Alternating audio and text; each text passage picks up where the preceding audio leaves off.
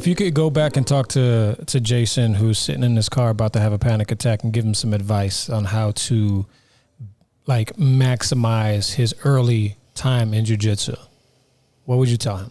I don't have a solid answer to that, but I can speak to where I think I can speak to what you're talking about a little bit. Okay. So one is that didn't help, like, there are better ways of learning jiu-jitsu. And we're talking about the structure of the class that you're in? Yeah, the curriculum, right, all of that kind of stuff. You know, there's better ways of learning jiu-jitsu. So if your goal is to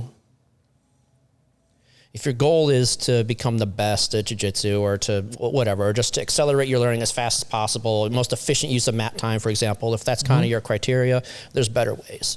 Okay. What would be some better ways? A more structured curriculum, you know, that kind of is less of a meat grinder, you know, more technique based, more more drill based. You know, I think that's really powerful. You know, and varying it up, right? You know, doing from the like situational sparring to to just like working working a certain rep of technique with high intensity, or lower intensity and slower. Like I think all that change up. I think it all, a little bit of armchair, neurology that I understand, that's good. That variety is good and all of that kind of stuff. But the other side of it is it showed me that I'm tough. And that's the thing that I took away from that, that chapter of my jiu-jitsu life. That's what it showed me. I've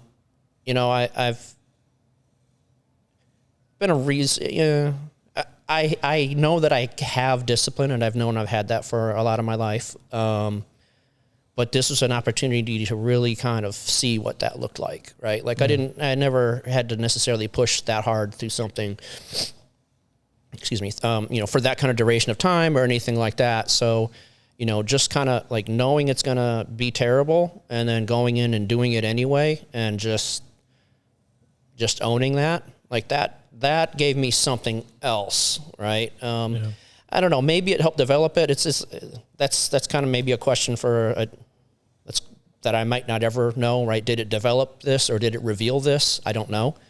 But regardless, that is what showed me, it kind of the end of that. It's like, okay, no, if I can do this, I can do just about any, my capacity to suffer, my capacity to go ahead and get through that. Like, and I've actually thought of this in other areas of life, just difficult times or whatever. It's like, well, if you can go ahead and commit to, being the nail for, for a couple hours a night, every night of the week, for months on end, it's not that bad to go ahead and, take your pick, right? Pick your hard thing. It's not that bad to sit through this terrible meeting at work that you really would rather just, go take a nap for. Or it's not that bad to, deal with the fact that, I'm having some problems with taxes, or this divorce thing is sucking, and I got to go ahead and deal with money. And, it's not that bad that my car broke down. It's not that bad that, just any of these, whatever, just life stuff. Everyone has their thing, but that's what showed me.